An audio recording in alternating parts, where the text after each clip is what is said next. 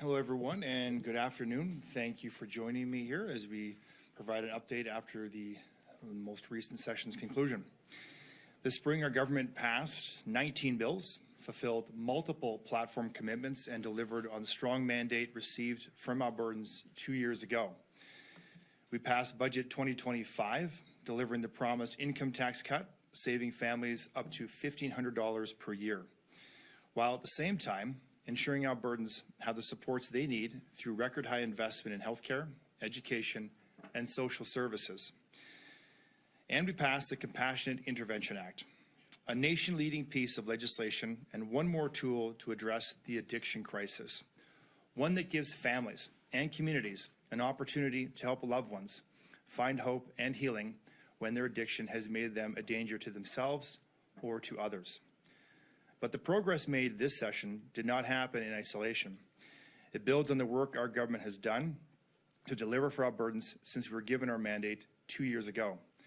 In the last 2 years, our government has kept life affordable for Albertans through cutting taxes, utility rebates, and more. We've refocused healthcare so patients get the care they need, when they need it, and where they need it. We led the country with our plan to get homes built, resulting in record-breaking housing starts over the past year. We opened navigation centers to help vulnerable Albertans access life-changing services and supports under one roof, and have assisted over 11,000 people so far. We grew the Heritage Savings and Trust Fund to a record high and are charting a course to achieve long-term growth and financial stability for the province. We have stood up for Albertans against anti-resource, anti-energy Liberal governments in Ottawa, challenging unconstitutional overreach and winning those battles in court. And when Alberta's economic engine came under threat, the Premier and multiple ministers undertook missions to key markets, strengthening existing trade partnerships and forging new ones. Because that's what an Alberta UCP government does. We create a made-in-Alberta solution to meet the challenges of today while building a brighter and stronger tomorrow. Our government has always been and will continue to be unapologetic in our fight to protect and promote a strong and sovereign Alberta within a united Canada. Because we are relentless in our work to create a brighter future for Albertans, ensuring our province remains the best place in the world to live, to work, to invest, and to raise a family. And I'll now turn it over to my press secretary, Amber Edgerton, for the Q&A portion of this press conference. That brings us to the media Q&A. We'll be taking one question, one follow-up from each reporter. Please state your name and outlet before asking your question, and we're going to start in the room. Lisa. Hi, thanks. Lisa Johnson with the Canadian Press. Minister, when this sitting started, we were a couple weeks away from seeing the statement of claim from Athena Mensalopolis, and it's definitely dominated question period. I mean, the NDP has been grilling you guys about that, about those allegations every day, I think, in the legislature. Do you think, looking back at this sitting now, that was any kind of a distraction for the government? Did it put a hitch in your giddy-up? Well, first I'm going to say, great jersey. Solid Oilers jersey, all right? Great win last night. Second thing is, I don't think anything can really put a hitch in our giddy-up. We certainly know what Albertans want. The Premier has been diligent and focused on getting out and meeting one-on-one, meeting in large groups and town halls from the far south and even my constituency of Cardston, where we've had 550 people pack the high school gym, all the way up north. And through those consultations, those town halls, we hear what matters most to Albertans. That's what we're focused on. So the NDP is focused on conspiracies and whatever else that they think is the issue of the day. We're focused on the long-term benefits for the province of Alberta and the people who live here. And I have to ask you as well this morning, Onion Lake Cree Nation announced that they're proceeding with a lawsuit that they actually first announced in 2022. They want to legally challenge the Sovereignty Act. Cast your mind back to that time. They apparently put it on pause because they hoped they could find a resolution with the government, they said. But Bill 54 seems to have been the straw that broke the camel's back and has indicated to them that the government is pushing a sovereigntist, a separation agenda. And so they're proceeding with that lawsuit. I'm wondering if you can comment on that announcement this morning. Well, I wouldn't comment on any legal challenges. I'm more than happy to let the Minister of Justice speak to any of that. So you can probably direct your question specifically on that to them. But with Bill 54, this piece of legislation was about protecting democracy, delivers fair and open elections, and restores confidence in votes. It's also about giving Albertans more direct say in government. This is something that we did here through our continuous consultation throughout the province on multiple issues, and this came up, was the thresholds and making sure that we are responsive, that there is mechanisms for the people of Alberta to be heard. And I think we've responded with Bill 54 and with all the 19 pieces of legislation in those calls for action. Matthew. Yeah, I wanted to ask Matthew Black with the Journal. I wanted to ask about decorum and just the dynamics of debate over the past 10 weeks and how you think they compare to what we've seen in the past and how you'd characterize them. Well, thanks for the question, Matthew. I'm disappointed to see you're not wearing an Oilers jersey today, being a former sports guy. But what I can say is I think decorum has continued to improve on our side.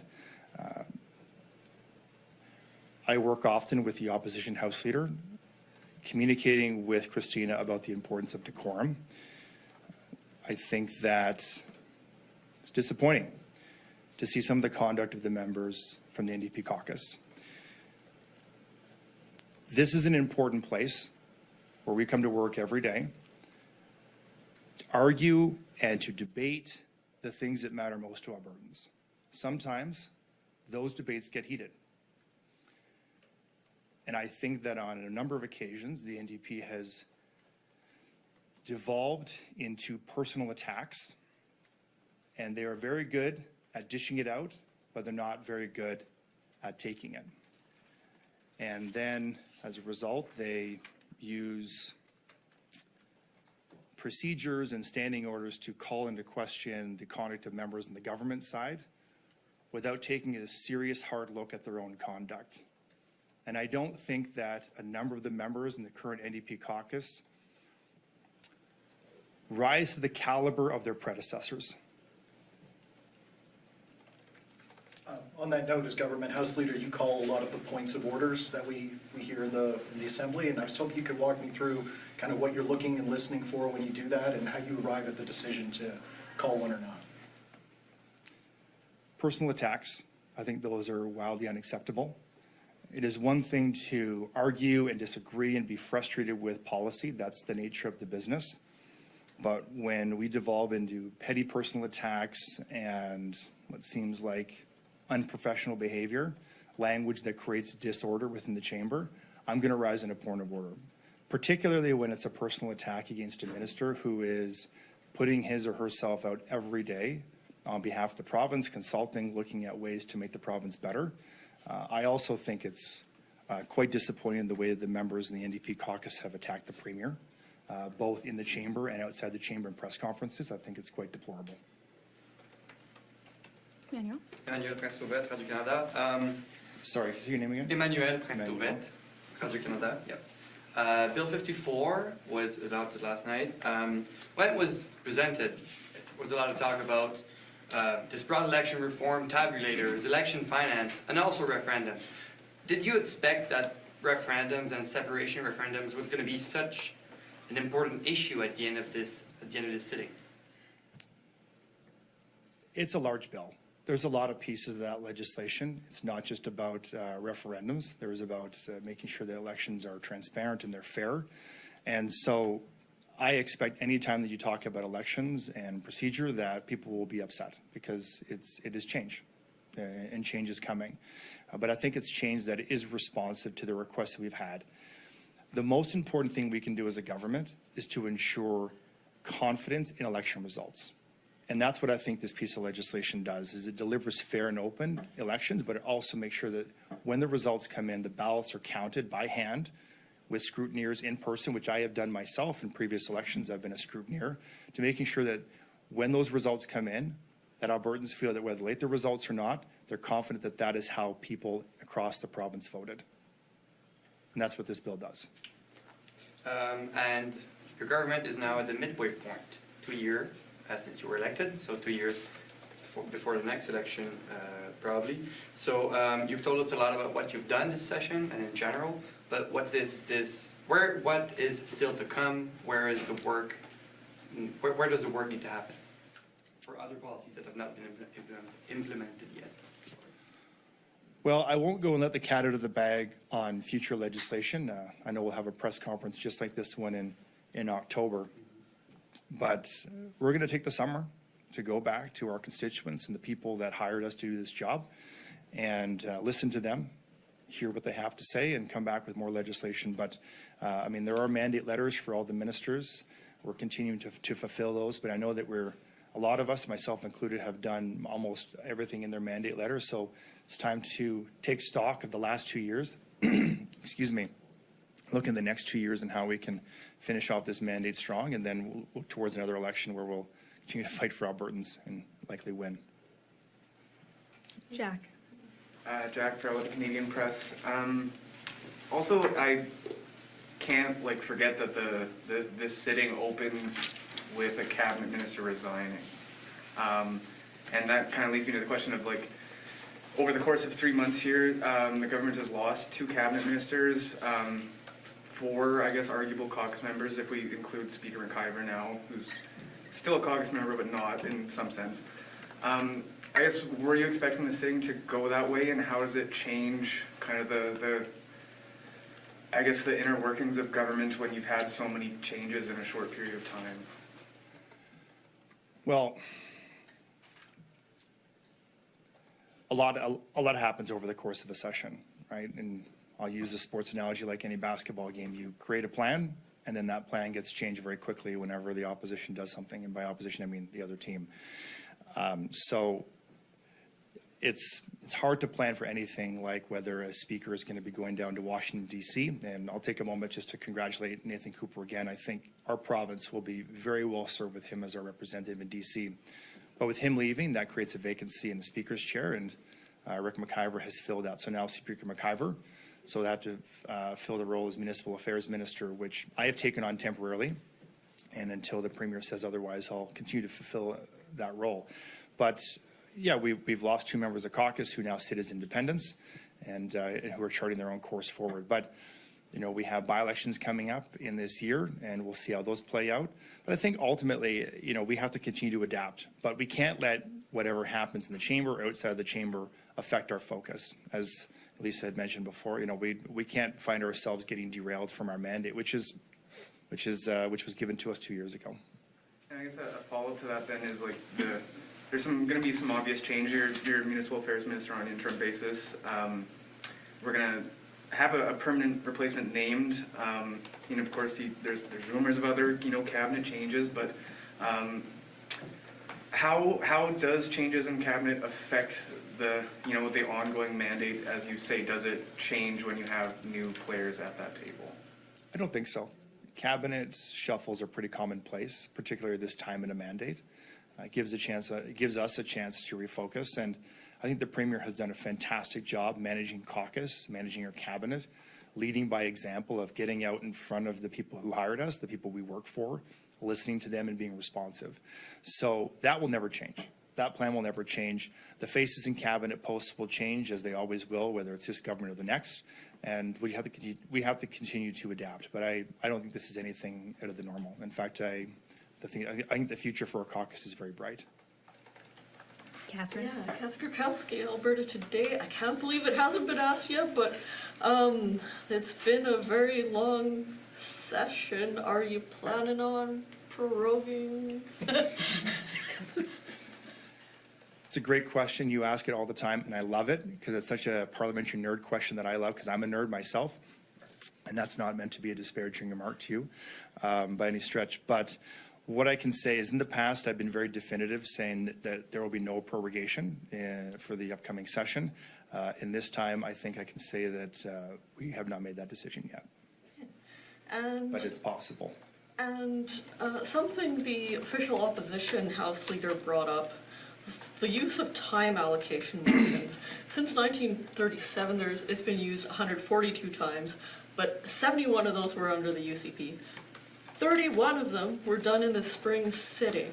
And I'm wondering, there were some very substantive pieces of legislation that did not get a lot of debate, including we didn't hear a lot from UCP members on why they supported it or why they thought the NDP were wrong.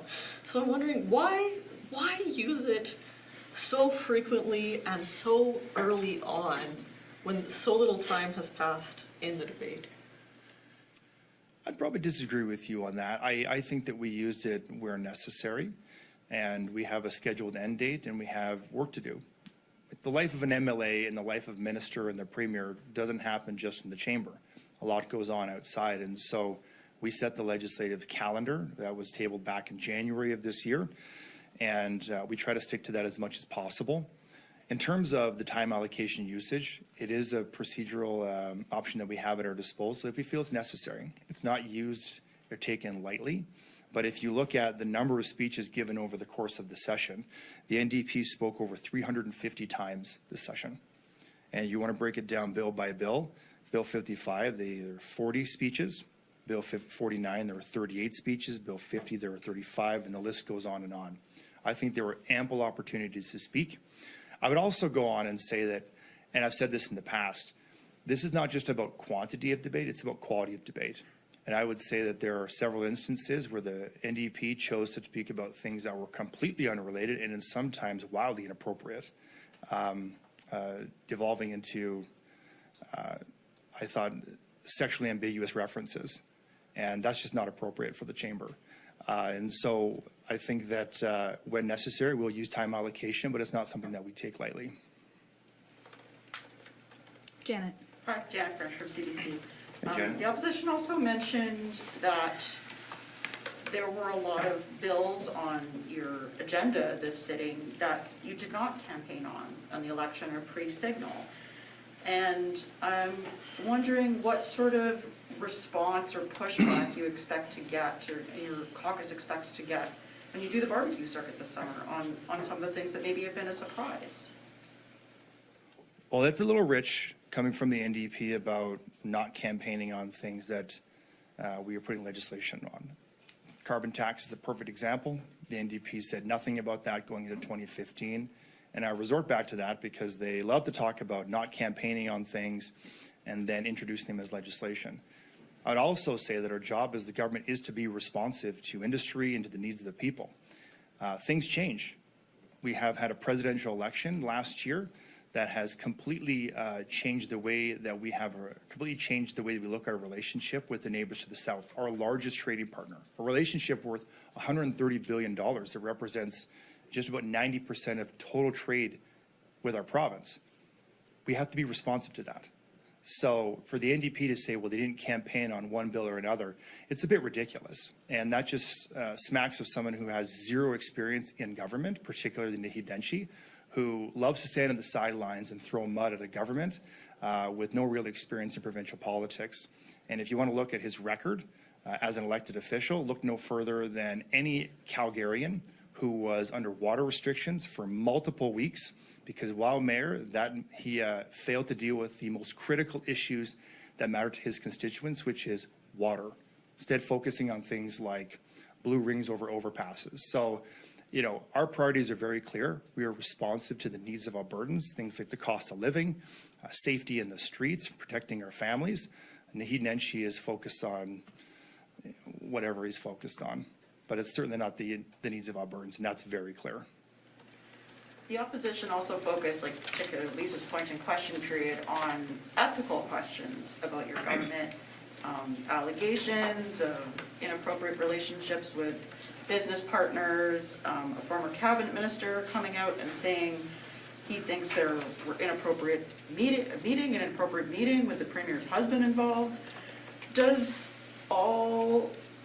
And your responses in question period have been like, well, let's just talk about government policy. Like, you're not always addressing the nut of the question. And so I'm interested to know whether behind closed doors, any of these kinds of repeated ethical questions have prompted any soul searching about, you know. Well, can you maybe go a little further into business partners? Like you talked about business partners in inappropriate relationships. Which ones? Oh, we were talking about MH Care. Sure. So what's an appropriate relationship with anyone in our government? Well, what is inappropriate? No, you noted that there's allegations of inappropriate relationships. What I'm asking you is, what relationship is inappropriate? I'm saying the opposition is saying that, is alleging that there, well, as we found out more recently, the Justice Minister has a familial relationship with somebody who leads companies that have gotten hundreds of millions of dollars in government contract for supplies. That would be one example.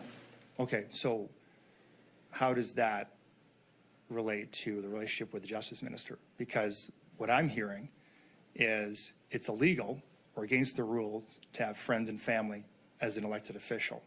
It's what I hear from the opposition. Am I hearing that from you now? This isn't about what I'm saying. I'm asking you whether the questions that the opposition has raised on several instances have prompted any soul searching. No, no, it has not. The Justice Minister, I have made it very clear, he does not investigate anyone. There are 3 concurrent investigations happening with the Auditor General, the RCMP, and Judge Wynett, who is a former Chief Justice of Manitoba. I suspect this is like deja vu for everyone in the room because you've heard me say this multiple times. But I didn't have to table and I didn't have to disclose my family tree when I got elected. And as far as I'm concerned, I don't think it's illegal for me to have new friends once I get elected. This job is about meeting all kinds of people. And I have no idea why the NDP has chosen to focus on this. With regards to the Premier's spouse, I thought this line of questioning was completely out of line, and frankly, I'll be respectful, just disrespectful. It was awful to call into question the character of the Premier's husband, who is a member of the armed forces, who does not have the ability to even be a lobbyist. My wife walks dogs on occasion. Does that mean that I can no longer talk about dogs in the chamber? I think that this is totally out of line. It's ridiculous, frankly. It's ridiculous. The members should know better. Does your wife go to any meetings, business meetings with you? No, she doesn't. But my wife has an opinion on a number of things, and she's allowed to. Okay. Seeing no more questions in the room and also seeing no questions queued on the phone line, that'll bring us to the end of our conference today. If there's any questions that you have that we didn't answer today, my contact information is at the bottom of the news release that went out in conjunction with this press conference. Thank you, everyone. Thank you, everyone.